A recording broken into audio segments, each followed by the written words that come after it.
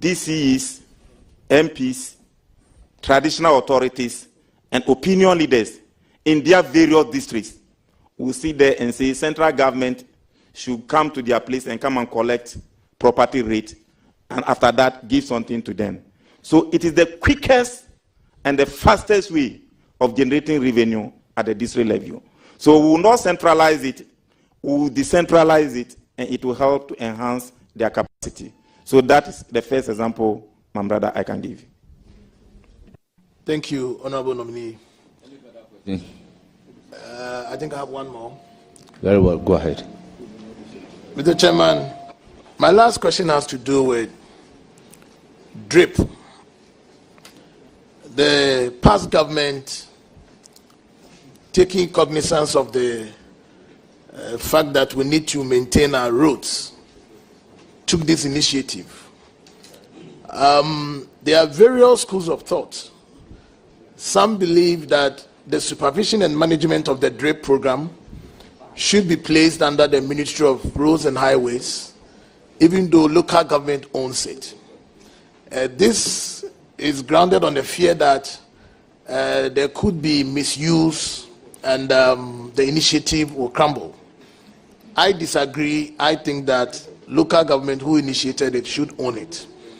I don't know what the nominee makes of this, but in practical terms, give some indication of how he intends to protect and sustain this initiative so that we can achieve the laudable goals that we envisage for the introduction of the DRIP program. Your response to the question. Mr. Chairman, the DRIP project or program, District Road Improvement Program, was a laudable one, and it was jointly conceived through the Committee on Local Government, the Parliament leadership, together with the Ministry and Administrator for District Assembly Common Fund. Mr. Chairman, unfortunately, my brother is saying it was owned by the local government ministry. But local government ministry was not part of the procurement. And therefore, there were challenges at birth. And he's asking, how am I going to pursue it? Mr. Chairman, every district chief executive watching me, workers in the Ministry of Local Government watching me, will testify that they have no records of any agreement of the DRIP project. And they have no program, inventory of all the DRIP machines. This is a challenge because it was highly procured at the big house, that the office of the president. So that brought a problem. And therefore, one, there is no management contract. Two, there are no means of spare parts. Three, there are no committees established to take care of them. So if you go, it is fraught with a lot of challenges. And therefore, if given the nod, together with my brother who used to be in the ministry, and together with my team who will be the technocrat at the ministry, we will all work together to make sure that the DRIP program is materialized. Because the machines were procured to improve upon district roads that are not hard. And much money was used. We was common fund in arrest. So you can't use that amount of money on such a program and allow it to go waste. Whether we like it or not, the machines have been procured. And we must put them into good use. Therefore, there must be proper structures, proper agreement, proper monitoring, proper systems to make sure that we have a very good advantage or utility of the machines that were procured. With this, Mr. Speaker, I believe I'm now going there. My brother is here. So we are going to team up. Even on this table, I can count about 2 or 3 local government former ministers. So we have the men on both sides. If we can put everything together and solve Ghana's problems, the problems will be solved. Thank you very much. I will now give the floor. Very well, if you want to thank the nominee, following your questions, you have to do that immediately. Let me thank him for the assurances given. I wish him well. Thank you very much. Thank you. Honourable member, thank you, my good brother. Giving the floor to Alhaji Alhassan Omar, let me inform the House that there is an urgent issue which I will have to personally address. So I'll take a short leave of you. In my absence, the Vice Chairman will chair. Thank you very much for the opportunity. Alhaji Omar, you have the floor. Thank you, Chairman. My good friend and brother Ahmed, Honorable Ahmed, congratulations. I look forward to working with you and bringing the issues of Zabzugu to your office anytime from today. I have one question. I believe my question may fit to a lot of rural constituencies and districts. And it's simple. Would you consider to decentralize waste management contracts at the MMDA's level? Because we see a lot of contracts, whether they like or not, it comes from the top down. Thank you. Mr. Chairman, the question being asked, I'm not privy to any of the waste management contracts. But what I can see is that there were ministerial disalignment because all over the world, waste management is a municipal function and should be a core duty and responsibility of the MMDAs. Waste practitioners or workers are available in every district and municipality. And therefore, the presence of the sanitation ministry will be properly placed in the Ministry of Local Government because they have their presence in every district. And once that is done, the problem may not be about contract, it may be about supervision and monitoring. So if the sanitation department of the Ministry of Local Government and Rural Development will be strengthened to make sure that they are able to do proper and effective monitoring of sanitation issues, the problem can be solved. Because it is more of monitoring than just contract. Thank you. I wish you well. Thank you, my brother. Thank you very much. We now have Honorable Honorable Muhammad Shaibu. Mr. Chairman, I'm most grateful. Honorable nominee, congratulations. Thank you, my good brother.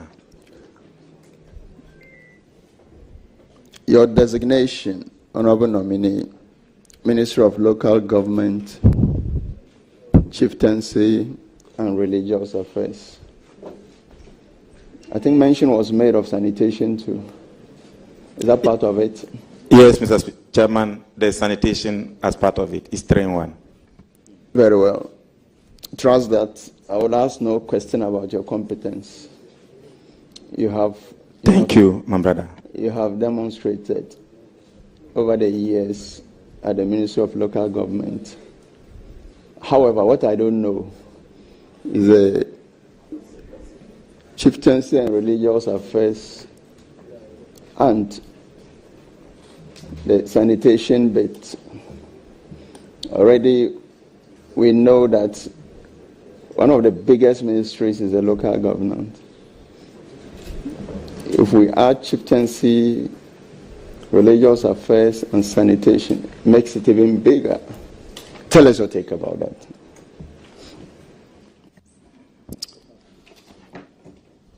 Mr. Chairman, what I can say is that with your help, I will be able to do it. Simply because 3 ministries are going to be combined to make 1 ministry. It now becomes structural realignment, where coordinators will be positioned at the other ministries that are being brought together with the local government ministry. The sanitation model department will have a coordinator, chief director, who will be coordinating all these things. So man work or man duty will be to deepen effective supervision and ethical governance. With this, Mr. Speaker, Chairman, I believe we will be capable of doing it. Thank you, Chairman, and thanks for the answer technically. Honorable nominee, there's this vexed issue of a turf war, supposedly, between MMDCs and members of parliament. I'm sure you would have had some experiences. Some parties or political parties even went to the extent of asking MMDCs who have intention of contesting for parliamentary elections to step aside. That tells you that even parties recognize that there's a step forward. Tell us what your take is on this and how you will deal with that as a minister for local government when giving the nod. Mr. Chairman, the role of DCs, MMDCs, is different from the role of MPs. And having been a member of parliament for this my 17th year, in my first year, I was given a story, and that is what I can tell my brother here. The current chairman of the National Democratic Congress, Honorable Asedun Ketia, once told me, Ahmed, when you become a member of parliament, don't be looking at what the DCs are getting. You chose to be a member of parliament. They chose to be DCs. Concentrate on your member of parliament, and you will go far. But if you are doing your member of parliament duty and you are still looking at what the DCs are getting, they are called chiefs. They are treated as kings, and we are treated as servants. If the servants want to look at what the chiefs are getting, there will be that confusion. In the same way, when the DCE is also looking at what the servant is also getting, he will be thinking of destabilizing that servant. And this has been the source of conflict among DCEs and MPs. But if everybody will look at their jurisdiction, that conflict will be done away with. However, as a minister responsible for local governance, when given the nod, having been a whip in parliament for 12 years, Mr. Chairman, I will not, and I will repeat it, I will not allow any DCE to disrespect any member of parliament. In the same way, I will also make sure there's a common platform for DCs and members of parliament to be able to have frequent meetings for us to understand our various job descriptions. Because I've been a whip. There were instances where MPs were caged in Accra for over 9 months. They couldn't go to their constituencies in the name of doing parliamentary business. So if that understanding is not given to DCEs, while the MP is here doing national assignment, the DCE will be rapidly or radically destabilizing the member of parliament. When that one happens, it is not the MP you are fighting. You are fighting the very seat you are sitting on as DCEs. When these things are made clear to the DCEs and the MPs, I think there will be peace. Finally, Mr. Chairman, DCEs who sabotage their MPs in the last elections couldn't win. As a whip, there were many complaints where DCEs were sitting on the common fund of their MPs. Yet still the MPs won. So it is not how you mishandle your MP's common fund that will make the MP lose. DCE, use the money given to you to work. MP, use the one given to you to work. When everybody is to work on our various roles and responsibilities, there will be peace. But once again, I, as a former deputy whip for 12 years, will not allow any DCE to disrespect any MP. That is my word, and you can take it from me. Thank you, Honorable Ahmed. Honorable Shabu, you have more questions. You have a last question.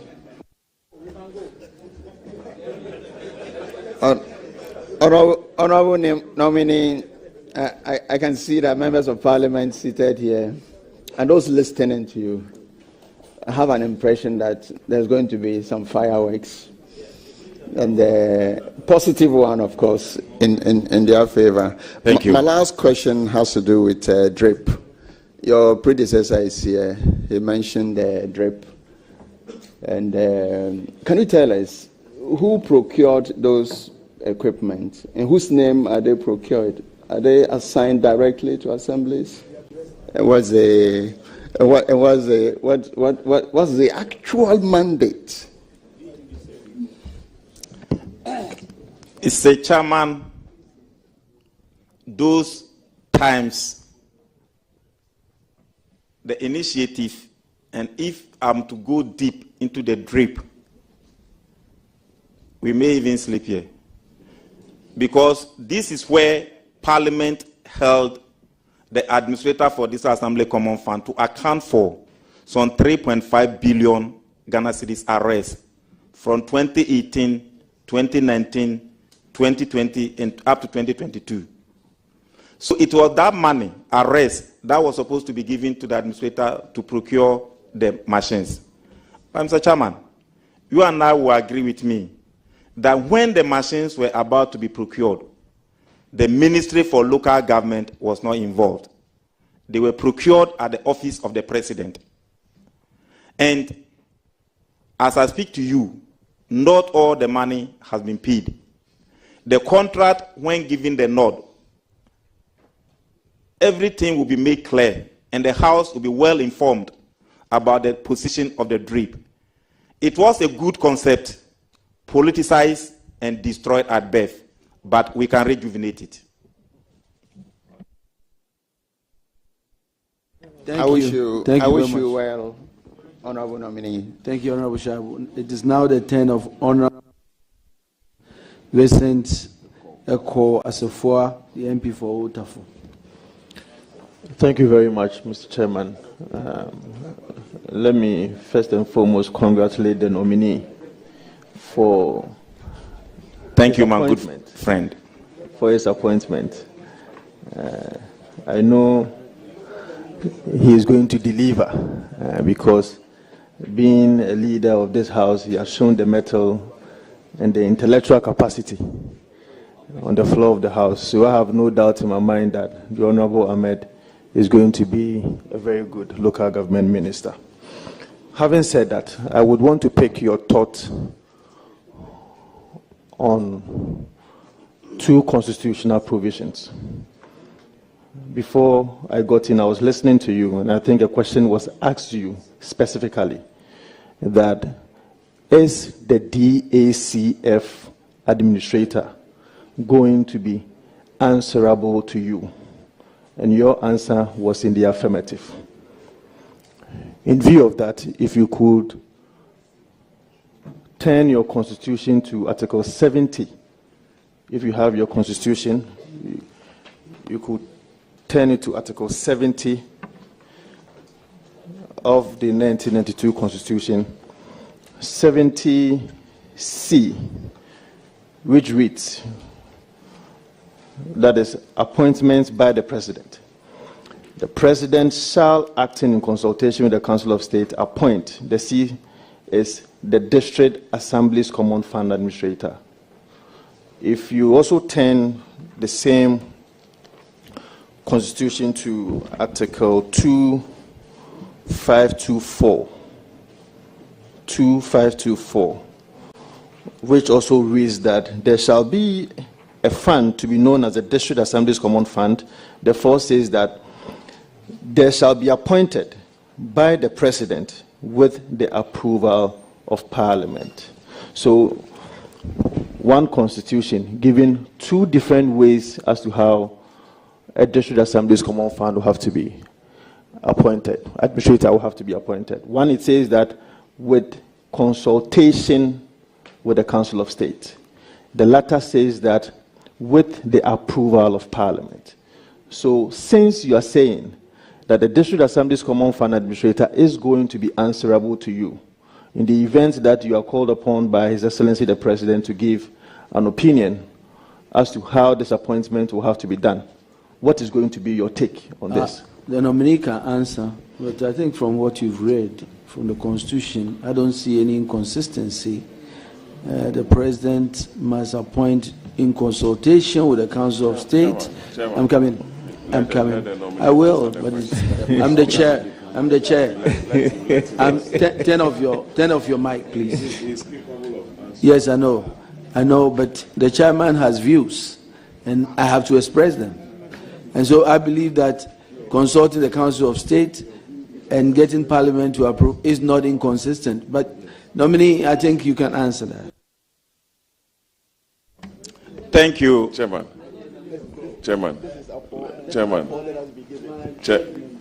yes. My church member, Chairman. You must catch the eye of the chair. I know. You have not caught my eye. Chairman. Honorable Ahmed, go ahead.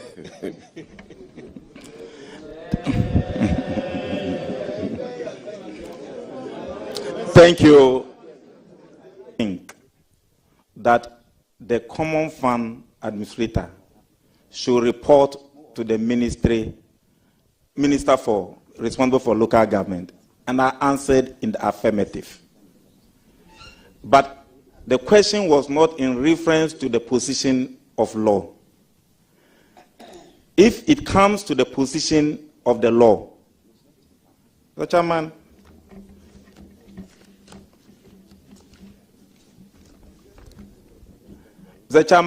this is the Local Governance Act 2016.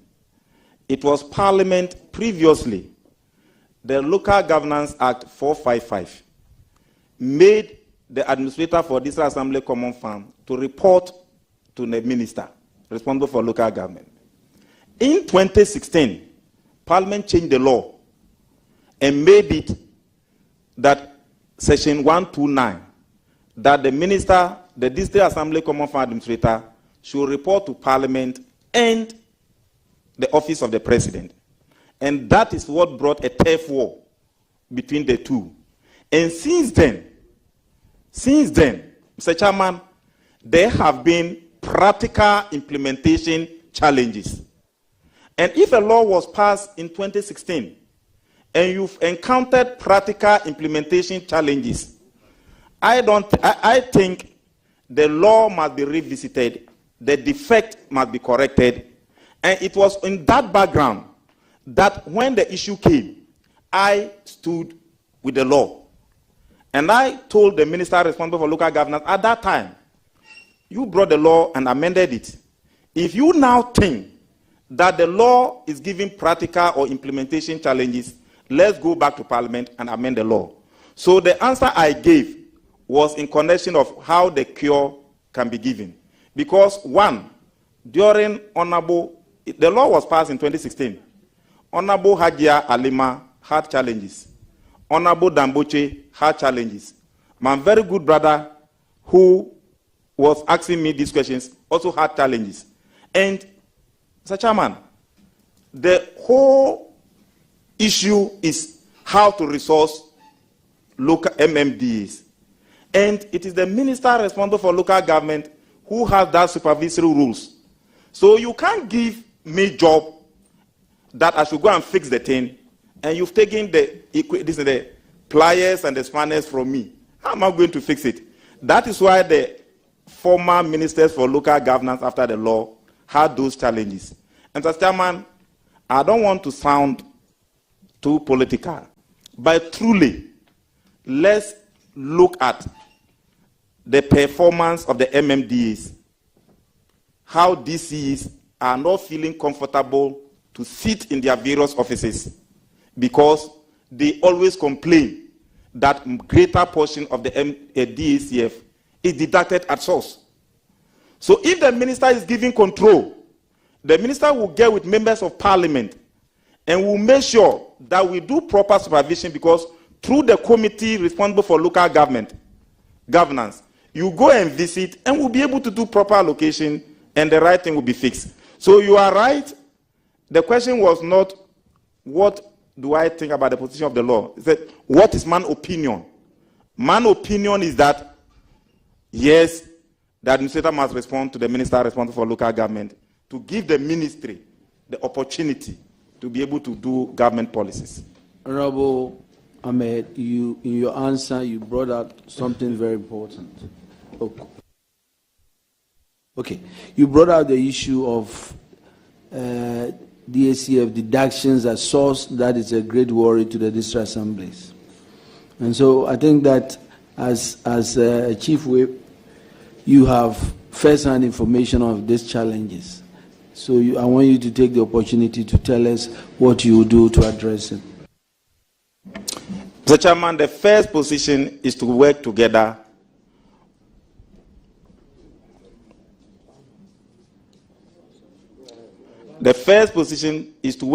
with Parliament, because the approval for the formula for the disbursement of common fund is done by Parliament through a committee of the whole. And thankfully, the person going to be responsible for finance is a former leader of this House who used to champion the releases together with me. And your good self. So this is something that man leaders, including you, used to do. And we are going to deepen it. Honorable Sefwa, do you have any follow-up? Yes. Well, unfortunately, I didn't get the answer that I wanted to get from my honorable friend, the nominee. Honorable Ahmed, you cannot use an act of parliament, as it were, to meddle a constitutional provision. My question was, there are two constitutional provisions. Those constitutional provisions is determining how one appointment will have to be done. Article 17. Honorable Asofwa, you asked the question. The honorable member has given an answer. That is the honest opinion, he said. So that's why I asked you, do you have a follow-up? So no, if you don't have a follow-up, then I wanted to pick his opinion about if there is an opportunity for him that has been given to him by His Excellency the President as to how such an appointment will have to be done. My question to him is he going to advise the President to take the route of Article 70 or take the route of Article 252? Or he is going to also prefer to the President that, okay, now that there's a constitutional review committee, you think that even after the appointment, this is the position that I want to take. So, I just want to take his opinion in the event that he's asked as to how this appointment will have to be done, taking into consideration.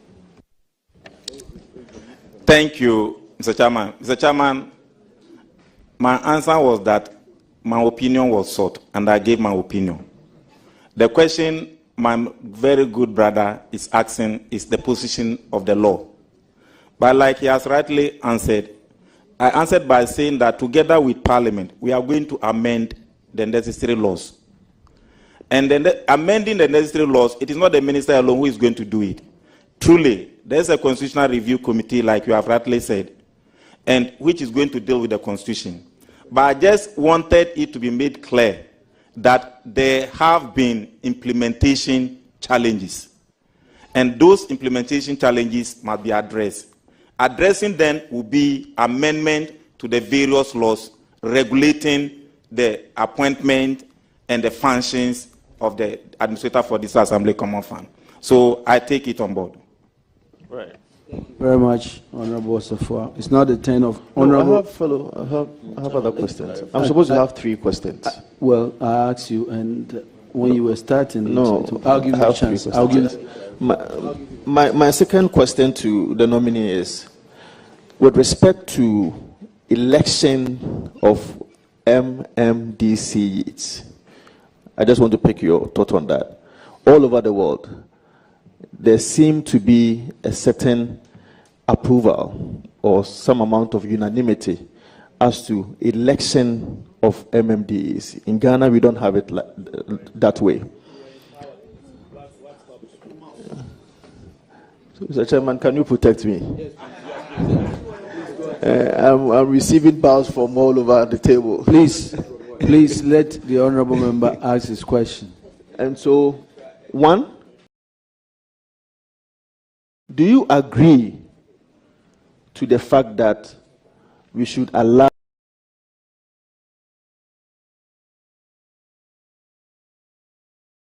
MMDCs to be elected? These are the questions I want to ask.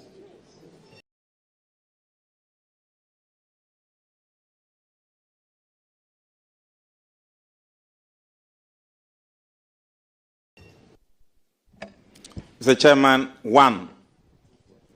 The second question is, I disagree that it must be done on partisan basis. And that is the bone of contention, must be elected on non-partisan basis. And you said they must be elected on partisan.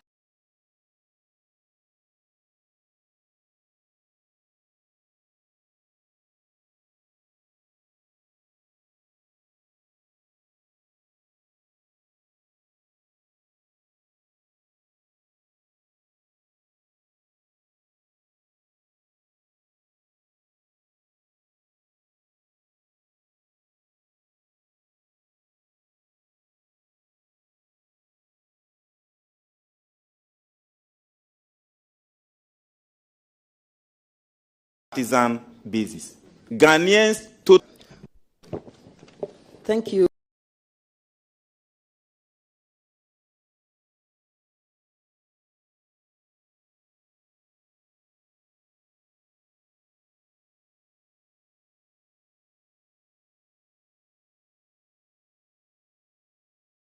Mr. Excellency, the President of the local economy. And as a former MCE, one thing that happens mostly is that there are a lot of leakages, MMDAs, to ensure that there will be blockage of leakages of revenue mobilization.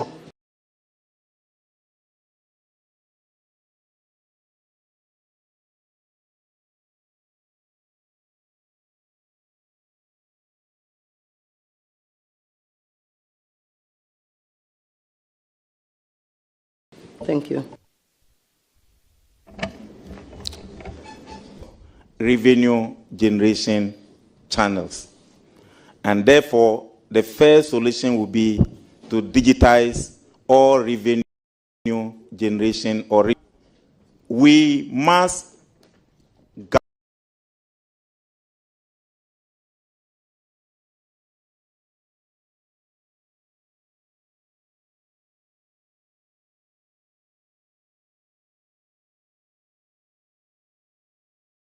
governance, where chiefs in a particular jurisdiction, 2,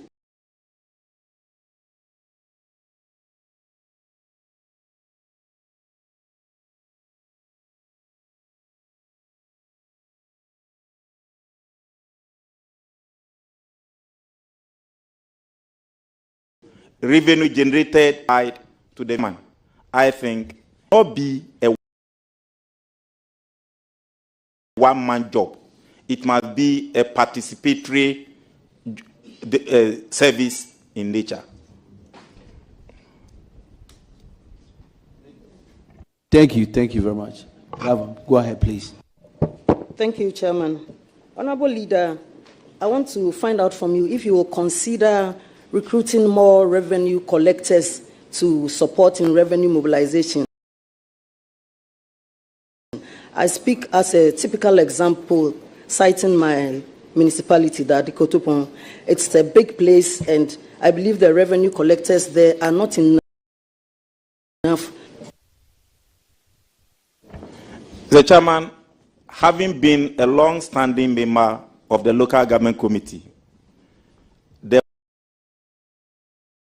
was a particular exercise where we embarked upon a field work to go to the various MMDAs and identify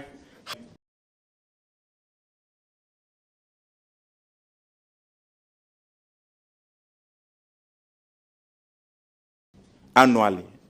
The chairman, to support revenue staff is more than the amount that is used to pay them. Most of the assemblies. And this was one of our findings. And therefore, a lot of recommendations were given. And I think the report was taken on the floor of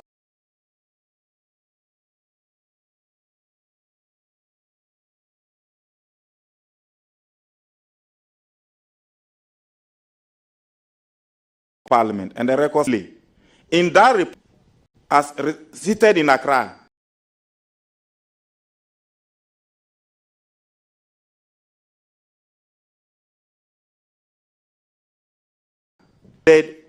in most of the MMDs waiting to get financial clearance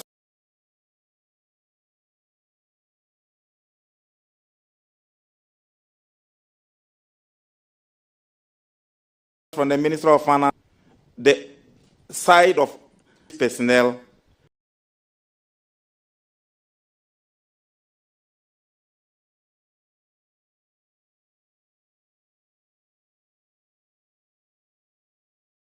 and those who will be so hard working, national service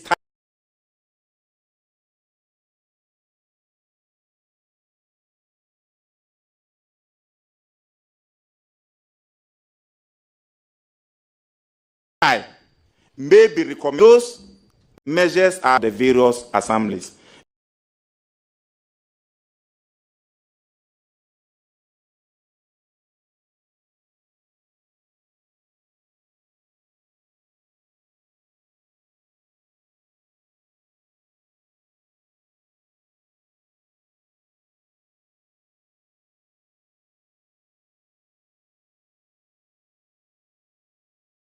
Because once you goes and become, excuse me to say, used to work as hard as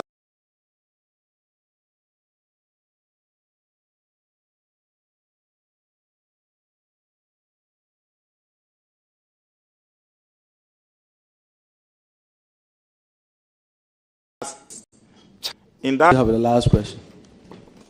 Your capabilities and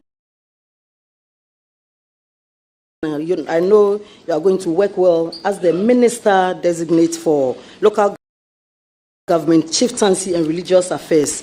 And I trust that you enjoy the peace that we are enjoying. And I believe that with the chieftaincy institution, you are going to keep an eye there, and whoever will represent you on that front will give you proper reports so that wherever there are issues, we'll be able to resolve them. On this note, I want to congratulate you again, and I wish you all the best. Thank you.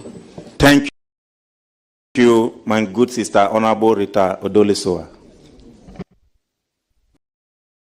Thank you. It's now the turn of Honorable Patrick Yaobuama.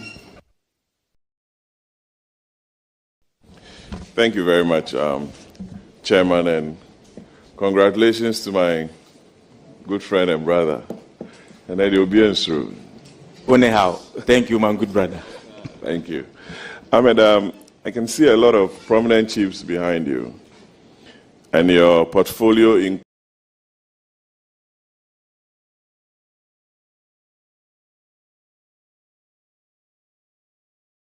includes, we have some resolved, some unresolved. Even if you look at the Chieftaincy Act of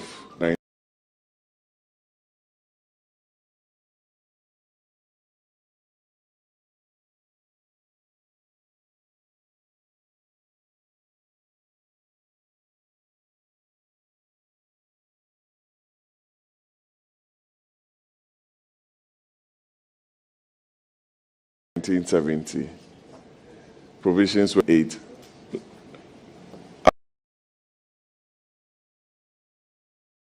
Act. If you go to the traditional judicial councils, I don't know if you have your Chieftaincy Act with you. Don't worry, I'll assist you. But from section 22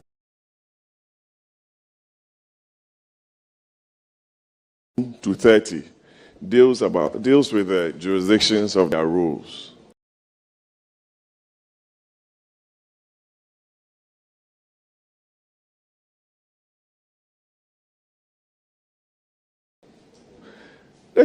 Even their lands, their issue, go and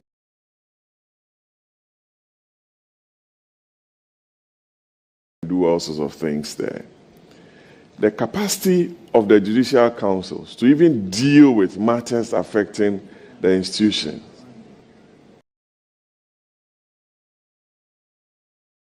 to handle matters for them. Because for them to be able to hire the services of lawyers to deal with issues relating to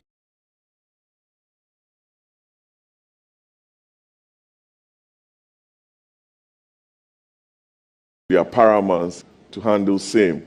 Some ought to be on your office to resource the various judicial councils, to be able to recruit the right lawyers, to deal with some of the matters affecting chieftaincy in this country, because their positions are recognized by the Constitution and also the Chieftaincy Act. Thank you.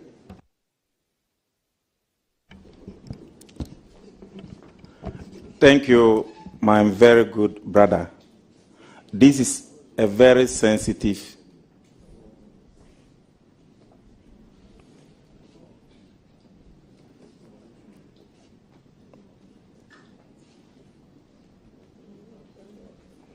This is a very sensitive area, but as you have asked, it was one of the concerns of the chiefs. In the first place, our distinguished and revered chiefs earn their place by birth. And therefore, as one of our recommendations or suggestions, thank God the chieftaincy ministry is now being merged, it's now taking its rightful position with the Ministry of Local Government and Rural Development. What we are going to do is to consider, liaise with whoever becomes the Attorney General, and look at how best the Attorney General, together with our revered chiefs, can work together to improve upon the conditions of the lawyers of the Ministry of Chieftaincy and Religious Affairs. With that, if the conditions appointment is being done by the Attorney General, the lawyers who are working at the Chieftaincy Judicial Committee and this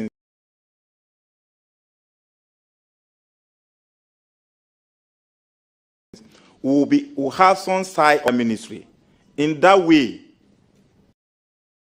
Mr. Chairman, I believe it will help to retain good and qualified lawyers to support our chiefs. 2, now that we are going to be privileged to establish our own university for local governance studies, one of the courses that are being suggested is that since our revered chiefs earn their positions by birth, it is the responsibility of the state, looking at the sensitive roles that they play, that we give them capacity building training by establishing a course in the University for Local Governance called Royal Academy of Chiefs, where the state will help or facilitate in training and organizing seminars and courses or capacity building courses for our chiefs by giving them the customary, taking them through the customary laws and those things. If that is done, Mr. Chairman, I believe it will go a long way to solve the problem that we have. The Royal Academy of Chiefs, will it be a department or an academy?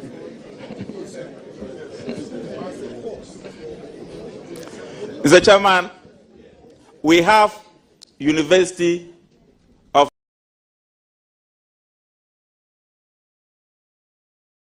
Local Governance Studies. This lawyer, but when it comes to law, our lawyers will tell you that when it comes to customary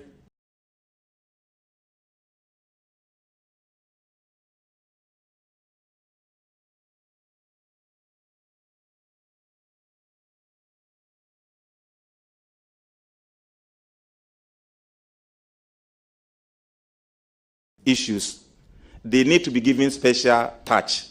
And this call, Honorable nominee, welcome. Thank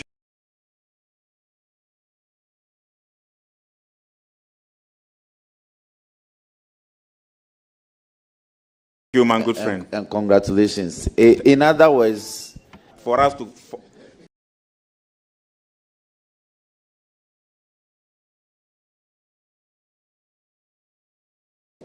bring you have intentions like to run a formal program for our chiefs and queen mothers. Exactly. Brilliant. Exactly. Thank you very much. And thank you for adding the queen mothers. So, Honorable, please go ahead. Smart Ahmed. Ahmed, let me turn your attention to your party's manifesto. On, I think it's paragraph 6.31. Your intentions to upgrade. You have not been nominated. You can't sit there and ask questions. Roxin Dafiamepo. Page 181 of 200. You are proposing to set up to implement the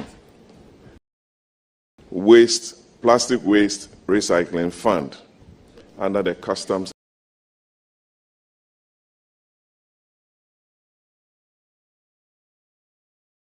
Excise Amendment Act.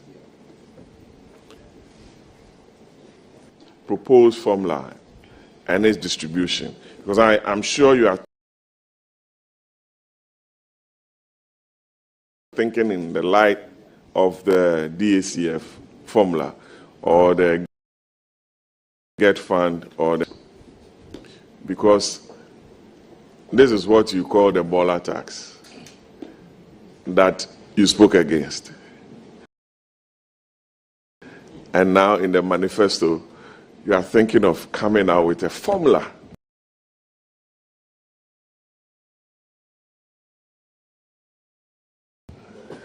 under your waste management program. Solid waste management. All under the jurisdiction of the Minister for Finance. Now that all the taxes are being considered and being realigned, so if you can give me the benefit of the doubt, let's wait for the Minister for Finance to bring the budget latest by next month or next 2 months. Then we'll see the way forward. Once this, for now, it is a policy. Once the calculations and the things have not yet been done, when the Minister for Finance bring it, you and I are here, and we are going to work together to know what to go into it. But for the record, you know, I thought you were going to credit me. We were all part of a three committee made up of 75 MPs who went on nationwide tour to come to propose that there must be a sanitation tax, which is called baller tax. And Mr. Chairman, you know I was the convener of those 3-member committee. So I thought you were going to credit me. From where we sit, some may speak against it, but it was our brainchild. Chairman, I don't have any further questions for my friend. I'm needed in the chamber, and I have to beg leave of you. Ahmed, congratulations. I wish you the very best. Thank you, Mr. Chairman. But Honorable Boama, you know you will be highly, and your services will be highly needed in my new ministry. For a fee. Thank you, Honorable. It's now the turn of Honorable Roxin Dafiamapo.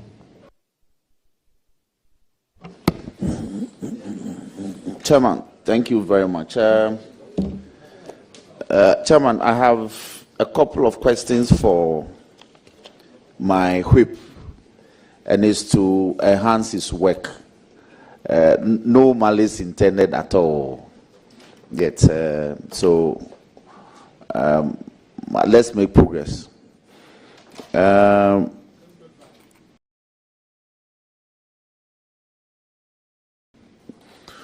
The key issue for members of Parliament, Public Accounts Committee for 8 years, I've come accustomed to the peculiar problems of the Assembly in carrying out their mandate. It's in respect of the late releases of their share of the common fund. And as the sector minister, if this persists, we are going to be bedeviled with this. What innovative means would you deploy to ensure that there are regular releases of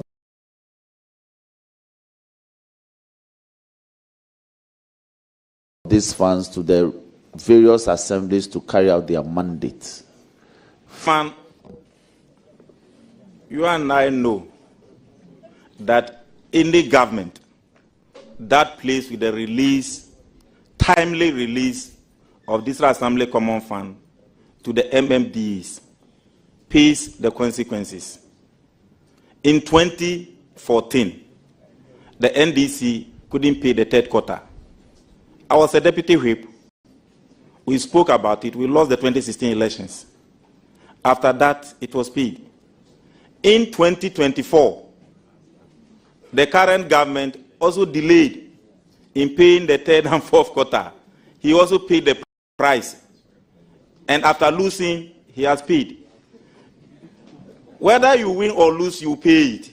So a government that is in power and you want to win your elections, you must pay for your DCEs to work. If they work, the electorate will be happy and they will vote for you. So I'm not going to keep my mouth shut because I'm the minister responsible for local governance. I will continue to work as I used to work when I was a whip and when I was a member of the local governance committee, and make sure there is timely releases of those funds. Thankfully,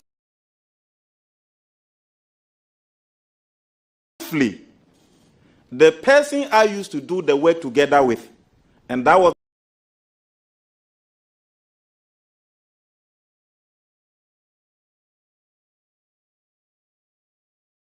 the minister responsible, is now going to occupy the high office. Understands he is a 5-time member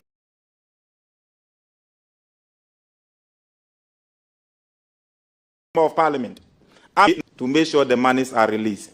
Secondly, Mr. Chairman, you asked in connection with the person who sits at the office of the administrator for this Assembly Common Fund. That is going to be a crucial consideration that we must all take due cognizance of. If you consider the role that such a sensitive office plays, the person who occupies it must be a person that will be vetted by this very committee. And it is for that reason that article, the Constitution is clear that this committee must not only vet the minister responsible for local governance, but you must also vet the person who is going to be the administrator for District Assembly Common Fund. So whoever is going to sit there will come before you for vetting. And I believe this question, when he comes, it must also be made clear to him or her. Beautiful. Now, one problem that the Public Accounts Committee also got confronted with as a result of the Auditor General having to flag it year in, year out, is the issue of the deterioration of assembly offices. A lot of our district assemblies, the structures are in a state of disuse, and it's a problem.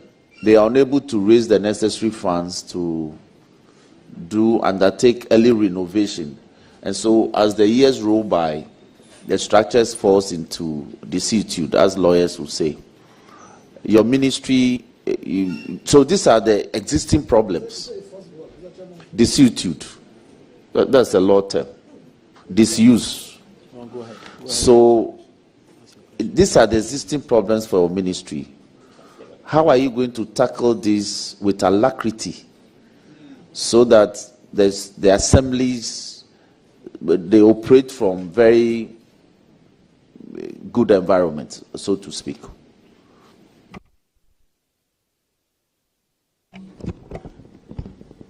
As a matter of fact, there is going to be a radical shift of mindset at the various MMDAs, no matter the cost. I can build a whole district. You cannot be given one building, and you say that within that district jurisdiction, they cannot maintain that one house. I totally disagree. So what we can do when giving the nod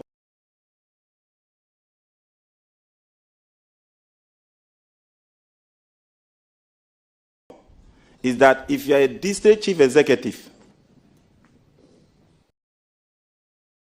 that is a fact. 2, DCEs are not protocol officers. They are local economic development agents.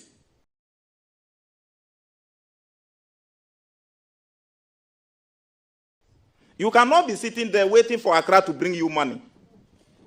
Local governance. Former chief directors responsible for local, they are all going to be consulted. When it comes to local governance, we have the Honorable Joseph Yelichre, the Honorable Ofusuampofu, the Honorable Oponfoso, the Honorable Matiaje Mensah Kosa, the Honorable Dambochi, Haji Alima. We have a number of former ministers for local governance.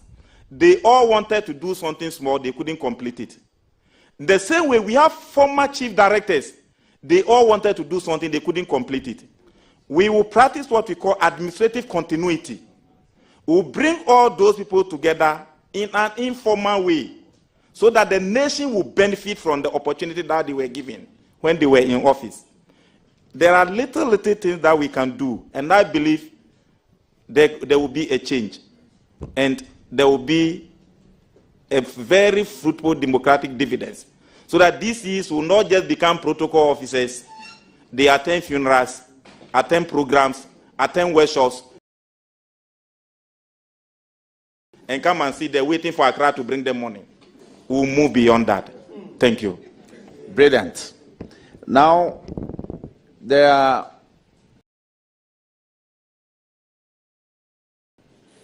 peculiar, that's make the point. The problem is in demarcating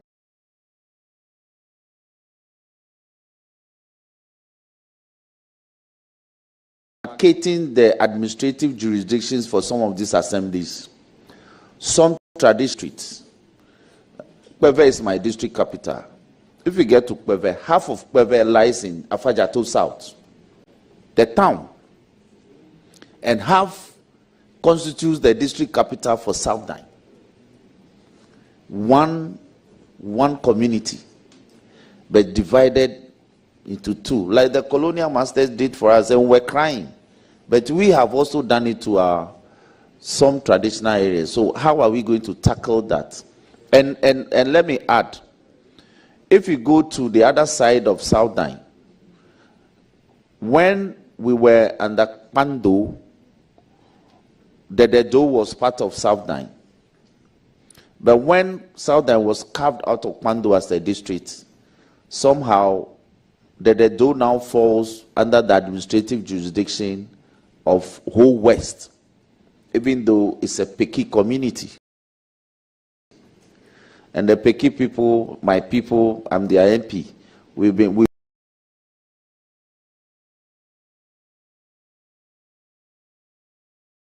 submitted petitions, just like in our public accounts work.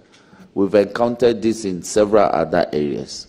So how do we streamline this so that peculiar traditional areas fall within peculiar administrative jurisdictions of districts.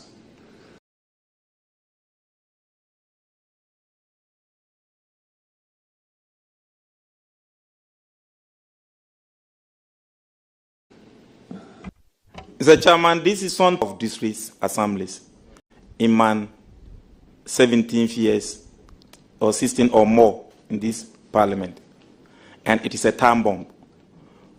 Ghana as a country used to play with boundary issues, and it was not until 2010 that, being a member in this house, when we had critical problems with Cote d'Ivoire, that we formed the Ghana Boundary Commission. And you know that there's a shortcoming in that regard. So when given the nod, it is an aspect that a critical look must be taken. Thank God we are bringing our distinguished and revered chiefs on board, who are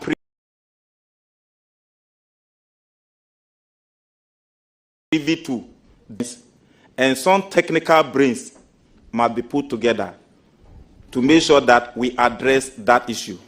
The reason why it keeps on increasing and increasing is that we create some districts, we don't finish redrawing the district boundaries, geographical boundaries, then we create other ones. So we keep on compounding that problem. But I believe, as a country, time is of essence to make sure that we know our internal boundaries. A number of them trained. So I don't think it will be a difficult thing for us to do if we want to realign our boundary distance. But one critical thing is that when it comes to constituencies, it doesn't fall within the jurisdiction of the minister responsible for local government. That lies within the purview of the electoral commissioner. Until the electoral commission create his constituencies, the minister cannot be saying that, oh, I will redraw this or redraw that. Secondly, Article 47 is clear. That's for electoral commission. As for the duration for the creation of those things, to, is 7 years or after population census. So if I sit here and say, oh, we will redraw the district boundaries or electoral boundaries, I may not. But the existing ones can be rechecked and make sure that there is a district map for every district. But that will also need time. There are very critical issues, and this is a national security issue matter. So I believe it must be looked at. But I can promise. Beautiful. Now, one of the recurrent problems, issue where Yabuama already touched on it, but I'm getting back to it, where commission revenue collectors, they will go to the centers, collect the revenue,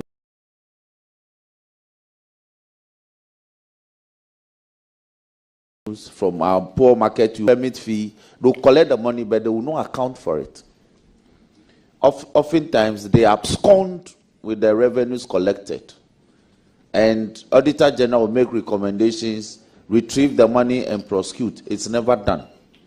Will you consider, as part of your new policy directives for the ministry, to ask that assemblies in recruiting revenue collectors, they should have guarantors? Somebody must guarantee before you are made to collect revenues on behalf of the assembly. So when the person absconds, there's somebody to be held responsible for. Will you consider that? The chairman, it must be seriously considered. And now that the owners of the land and the owners of the district have been brought on board. I think those things must be things of the past. And that's why I said revenue collectors will account openly to the district for us to see the electoral areas that are performing and those that are underperforming. These are critical areas that we must all look at. If a revenue collector or a commission revenue collector has come with the money, whose money do you think he's running away with? It's your money. And therefore, we must all make sure that we fish for them. So when the chiefs have been brought on board, and you bring stricter and rigid measures regarding revenue collection, and the IGF is used for something concrete for people to see, I think there will be improvement. But when you go and collect the revenue, the people don't see what you have used with the revenue IGF locally. Tomorrow, when you go, will you get? The answer is no. So we must start a new thing. Give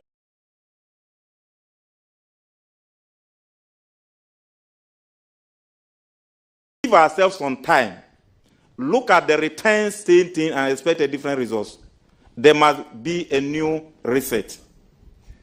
Thank you very much. Let me conclude by saying that I like the points in respect of the chieftaincy issues, where you are proposing that lawyers from the Office of the Attorney General will be seconded to the various traditional councils to assist them in their work. It will be such a major policy shift, because the decisions from the judicial committees of traditional councils actually settles a lot of chieftaincy disputes all the way to the Supreme Court. Yeah. So that proposal, if you are able to do it, will be a major thing that will bring comfort to our chiefs and queen mantis. Yeah. And I want to thank you for that innovative idea.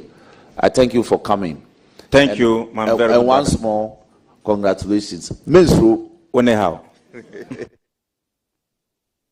Honorable Ahmed, my brother, man leader. Congratulations. Thank you, leader. I entered this parliament in 2009 with you. We were over 100 members. Today, I think we are, that 2009 group, we are 4 of us. It's me, you, Honorable Atufos, and I'm remembering, and Honorable Bejra. That should tell you about the attrition of parliament.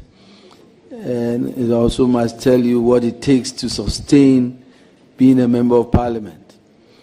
You have been a deputy whip, and when we were fortunate to be part of leadership, your experience was really very valuable in guiding us.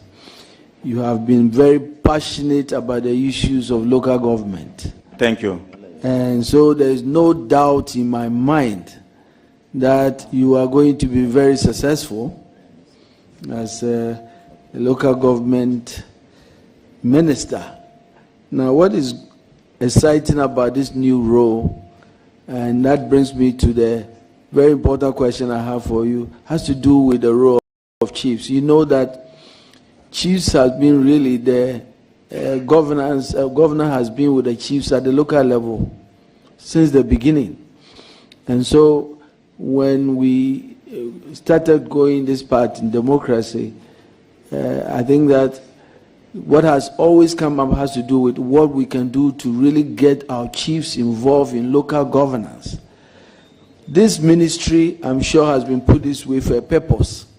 Can you share with us some of the things you would do to really get our chiefs to be active at the local governance level? Thank you, man leader, and my very good brother. There are so many things we do together with our chiefs. Mr. Chairman, you are not far from right when you said traditionally our chiefs used to be the development agents and leaders in their various jurisdictions until the modern governance came.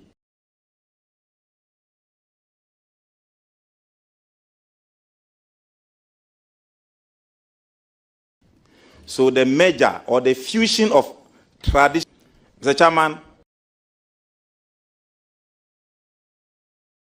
there will be a common interface, not only with chiefs, traditional leaders, and modern leaders, traditional governance and modern governance, but together with one other sensitive area that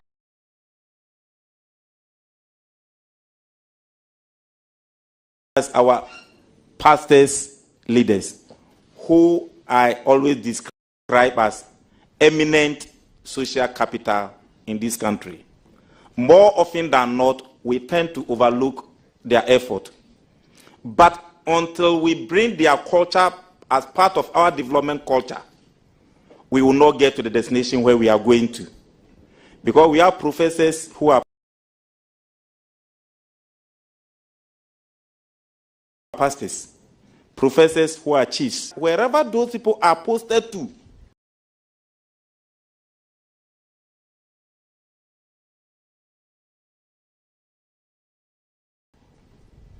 the DCs and the MPs together as a in the development forum, they will be able to identify the basic needs of those jurisdictions.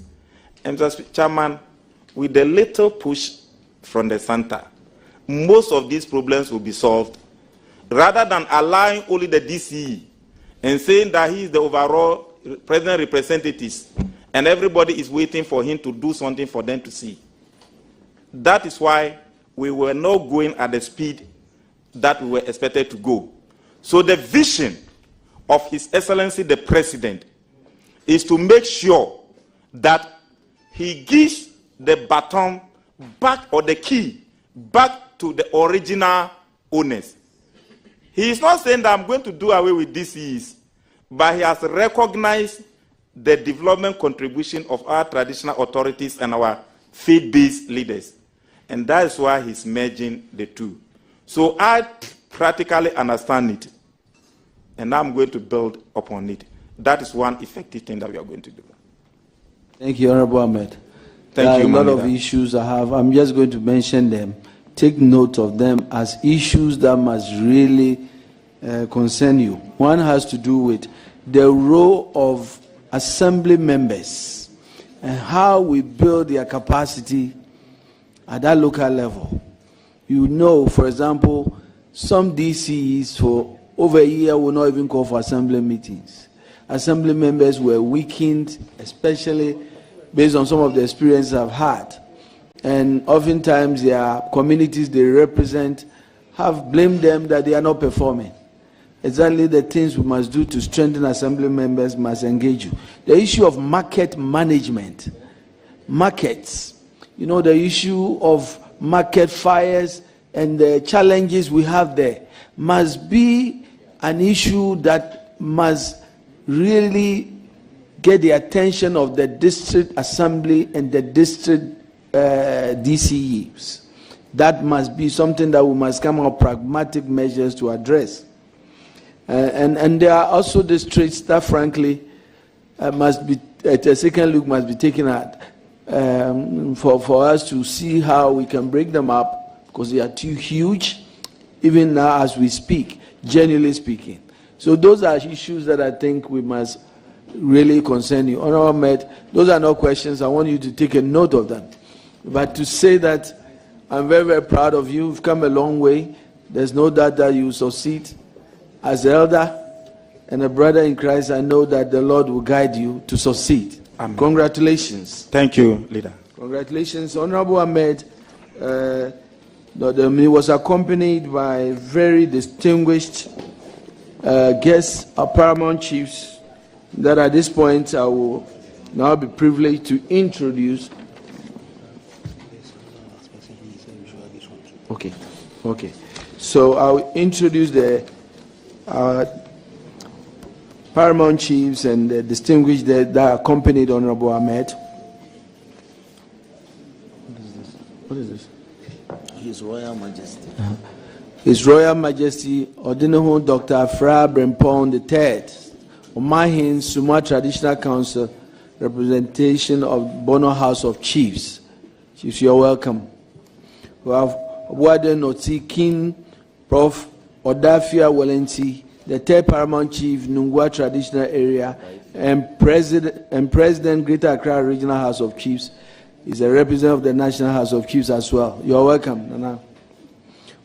The third is that we have Osajifu and Eya Mampong,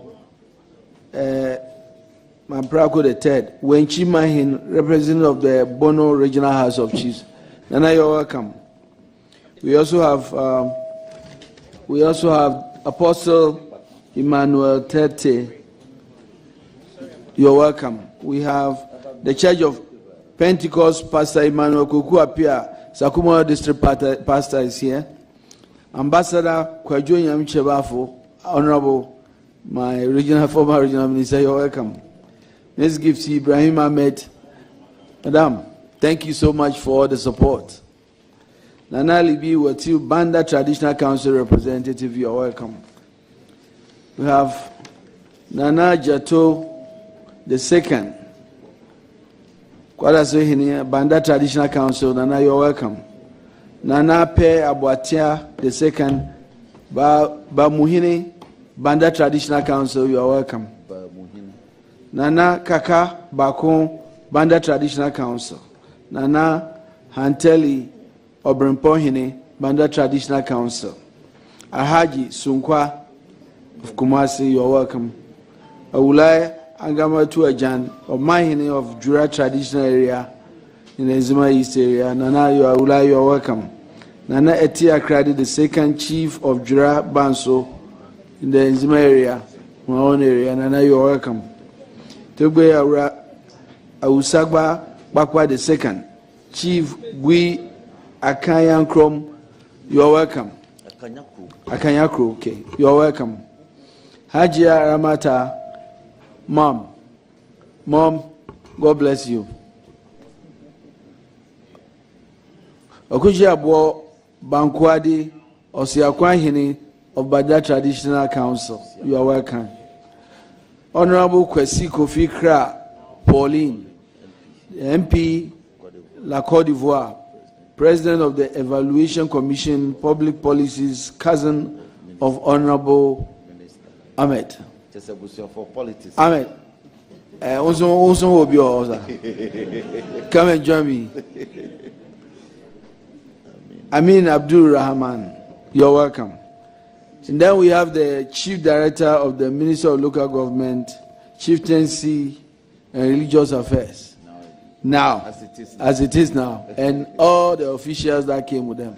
You are all welcome. Nominee, you are discharged. Thank you.